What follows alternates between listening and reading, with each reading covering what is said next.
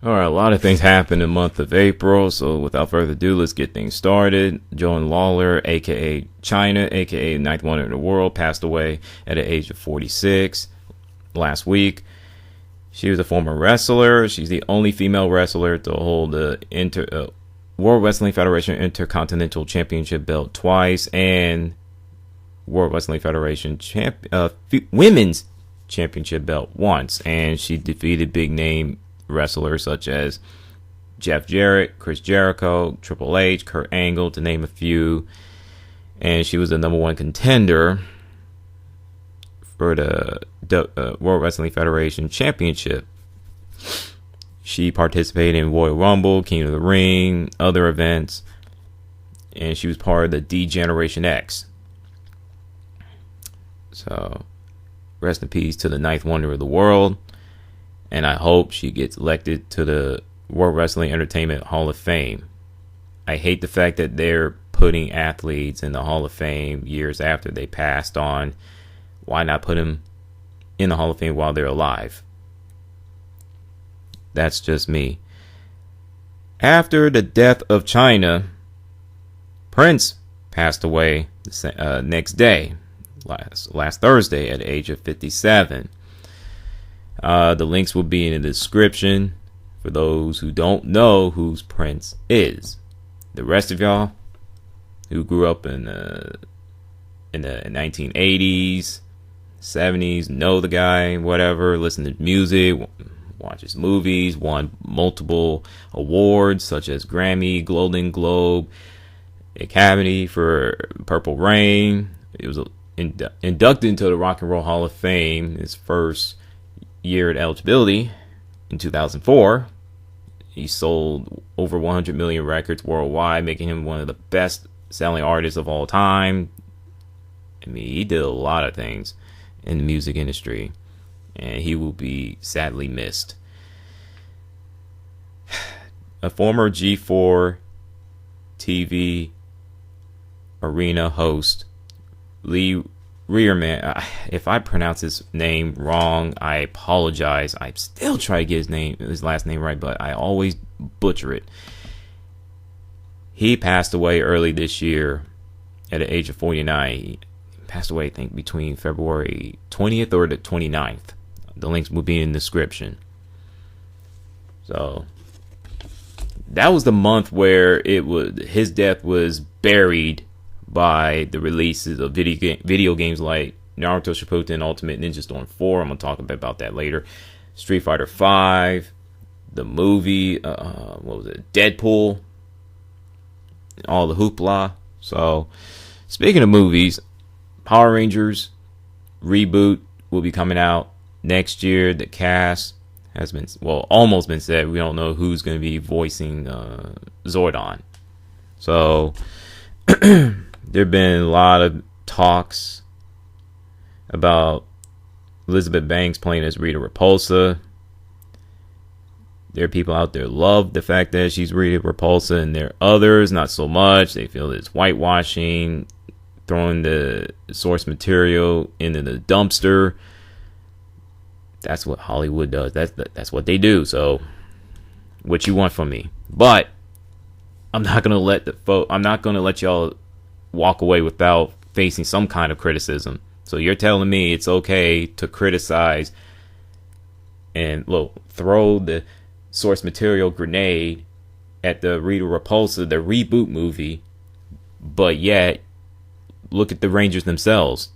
It's not following the source material, but you give them a pass, 2 thumbs up, blowing kisses, throwing roses at them. Really?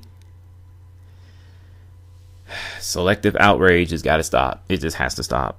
And I understand why the people who are doing this movie, I don't know which company it is, but I understand why they're doing it, because they don't want the controversy, that racist undertones. They don't want to be accused of being a racist or whatever. The same way what happened with Mighty Morphin Power Rangers TV show back in the 1990s. They don't want that type of controversy to come to light. They don't want that the lightning to hit to strike twice, but unfortunately with the Rita Repulsa being played with Elizabeth Banks, they opened a new can of worms on that one. So AMC Entertainment thought it was a brilliant idea to implement the texting friendly atmosphere while folks watching movies. Bad idea. Why? Because the social media got the wind of it. They erupt like a volcano, lost their minds, and they put out a statement saying no texting allowed while watching the movie. And everyone was praising them, blowing kisses, throwing roses at them. I'm like, they shouldn't be credit for something they were supposed to do in the first place. You're there to watch a movie. That's it. Put the phone away. Put it in a vibrate. Set it as a vibrate. It's not so bad. The only time you use the phone is for emergency. So, now as for video games, Batman Arkham HD Collection will be coming out later this year. So, be on the lookout for that. Inside of the collection, it'll be Asylum and City, the first two games of the Batman Arkham series. No Arkham Origins. No. It's not going to be in there. Arkham Knight, I finished that game. I played some of the DLC. I give it a 7 out of 10. The reason why I'm not giving it a 9 out of 10 because of the story went from being interesting, engaging, awesome to just predictable and dull. And the driving mechanics of Batmobile drove me nuts. And I felt that you were being forced. The way they forced the Batmobile into the game, it was just ridiculous. I know that you can fly around the city and glide around the Gotham City, which I do that most of the time because I find it fun and challenging and beautiful. But like I said, they just shoehorned it. They forced Batmobile into that game, and a lot of folks who played the game, they didn't like it. Whatever. Microsoft ceased production on Xbox 360. Everyone's making videos saying rest in peace to Xbox 360, blah, blah, blah, blah, blah. You can still play it. And there, as a matter of fact, a lot of folks still playing Xbox 360 till this day. And Microsoft is supporting it through Xbox Live. And that's fantastic. 2 thumbs up. Mirror's Edge Catalyst is being delayed again for articles that I've read. But it will be released in June of this year. So things are not looking too good for Tom Clancy's division. I mean, there are bugs, glitches, some of them are game breaking, and based on what I've read, it looks like it will die off faster than Destiny. At least with Destiny, it has a lot of content. Division, not so much, but unfortunately, with Destiny, you had to buy 3 different versions of the game. Kind of like Street Fighter 4, we had to buy 4 different versions of the game. So, speaking of fighting games, Kingdom Fighters 14 will be coming out only on PlayStation 4 exclusive, which I hate that. I hate it a lot. But, like I said, it'll come out here in America August 23rd. This year, and August 25th in Japan also this year. So be on the lookout for that. It'll be 50 characters, and it'll have all the modes, including a story mode. So I think that Kingdom Fighters 14 has the potential to be the best fighting game of 2016.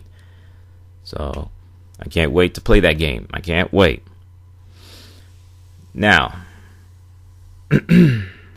a little bit of anime, manga. I did read Mitsuki Origins of Naruto.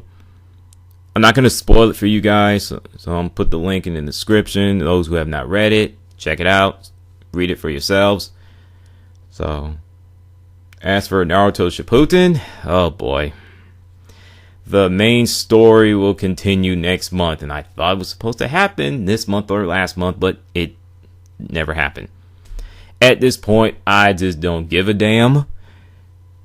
Just get it over with and be done with it, and everybody will move on to other anime and the manga. That's all I'm saying. Naruto Shippuden has been a train wreck for the most part. Now on to sports. Everybody's leaving ESPN. What is going on? Oh wait, more money. Go ask Mike Tirico and Skip Bayless. He's leaving ESPN for Fox Sports. And everybody's sitting there jumping up for joy, doing the break dancing, moonwalking, doing the Harlem Shake and everything. Like, yeah, ESPN's gonna get better. No, slow your roll, people. ESPN's still gonna be hot mess. You still got to deal with Stephen A. Smith. You still got to deal with Dan Le Batard, his crazy self, including his father, too. It's still going to be a bad sports network on cable TV, no matter what. The NFL draft, round 2 is tonight. The schedule was released. All I can say is, as an NFL football fan, let's get it on. Let's do it. And as a Carolina Panthers fan, I went from being psyched, pumped up, ready to jam, to basically about to hit the panic button and nervous based on what's happening with Josh Norman's situation. And don't worry, I will do NFL prediction videos, but it's not what you think. So stick around for that. And I am done. Throwing y'all a salute. Talk to you guys later. What do you think about today's topics? And oh yeah, live action movie of Full Metal Alchemist will be coming out either next year or 2 years away. Salute. Talk to you guys later.